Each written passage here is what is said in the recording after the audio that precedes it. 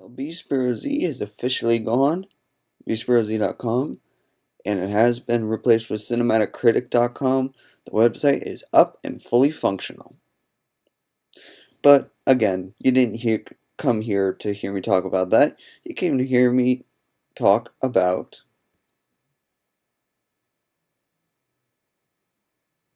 that. I haven't actually given this movie all too much thought. Dwayne Johnson was really good in acting in this movie. Basically, it starts out with this kid who is tricked by his friend into accepting a package, which, lo and behold, has cocaine in it. Now, what that means for him, even though he didn't have any of it, he accepted the package, he had to accept responsibility, and basically he ran, which made it look more suspicious. This is all in the first 5 minutes of the movie. So his friends set him up and made it look like he was a drug dealer. And apparently this movie is based on a real story. Anyways, he ends up getting and ended up getting framed, and his father, John Johnson, John. See, I'm getting Dwayne Johnson confused with the main character in this, John Matthews. But anyway, John Matthews, the father of the son, ends up saying to the cops, "Hey, you know what? I will try to get you someone who is a drug dealer, because there's this deal where if the son can reveal another drug dealer, he can get his sentence reduced." But the father's like, "No, that's not good enough. Plus, his son won't do it because his son doesn't know anyone else." So he goes undercover, John Matthews, and decides that he is gonna expose someone and at the same time try to prove his son innocent, so it doesn't even go from 10 to 2 years, but rather get rid of the license, get rid of the sentence altogether.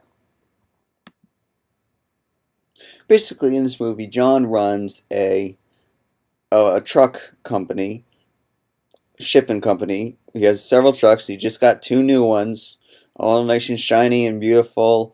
And he finds out that one of his employees is, or rather was, a drug salesman.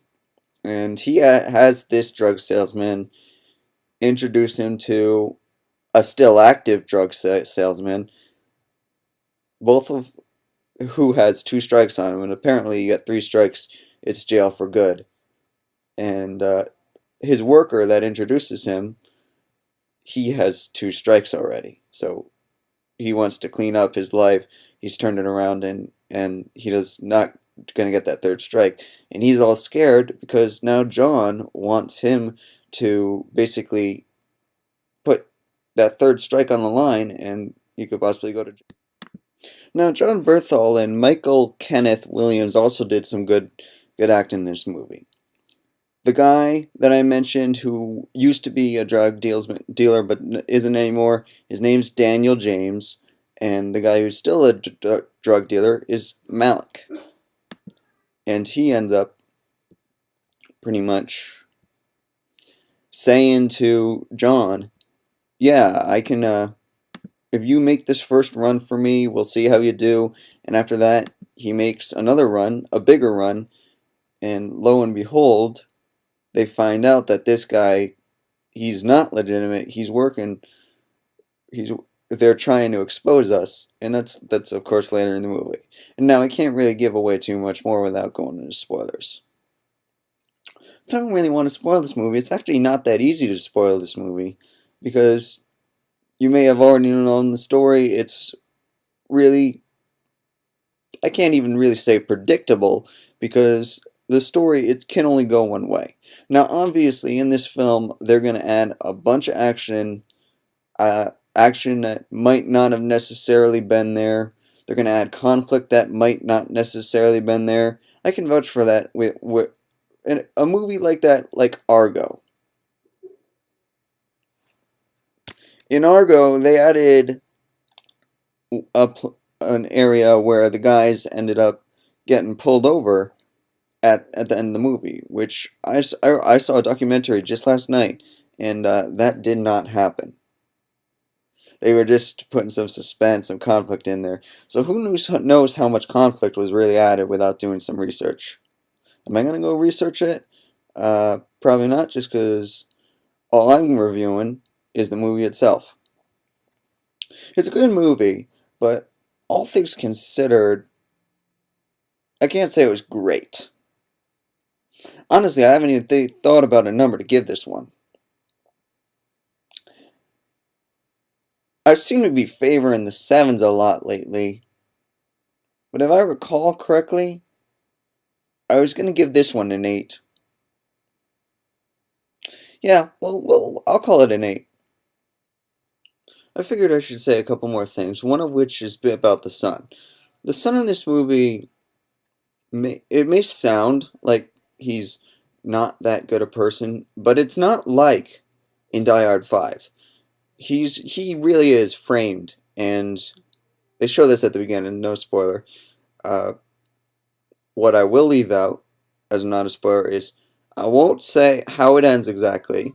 I won't tell you whether the son gets cleared, whether he gets back to, whether he ends up getting a reduced sentence or no sentence, or whether the father fails.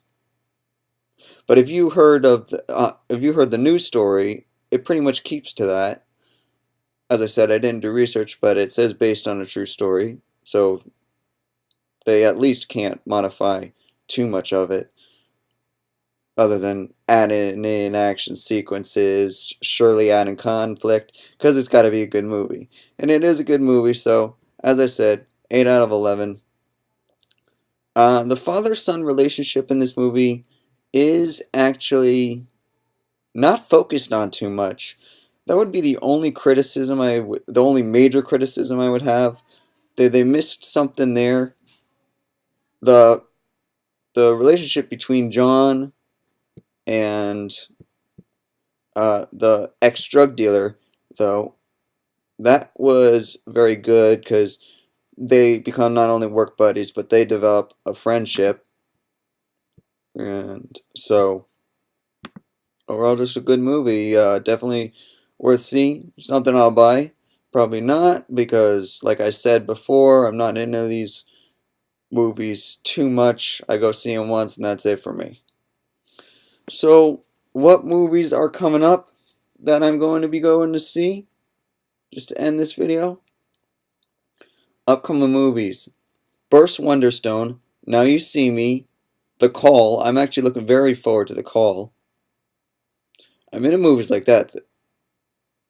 Like movies like, what was that one that's on TV all the time? I'll think of it in a second. G.I. Joe Retaliation, that'll be just to rate. And The Host. And of course, we've got all those big movies coming out this summer. The review's over, but I'm trying to think of the name of that movie. Unstoppable. That's the name of the movie. Unstoppable. And there's the other one that's very similar, but it's done in a subway. Which is another one of those words. Oh, and then there was also the third train one, which was... Oh no, Unstoppable was that third train one. So what was the other one? The one with Captain Coulter Stevens, where he has to stop a train from being blown up or something like that. Recall? No, Recall. Whatever. It's bugging me now, but I'll think of it. I don't want to drag on this video.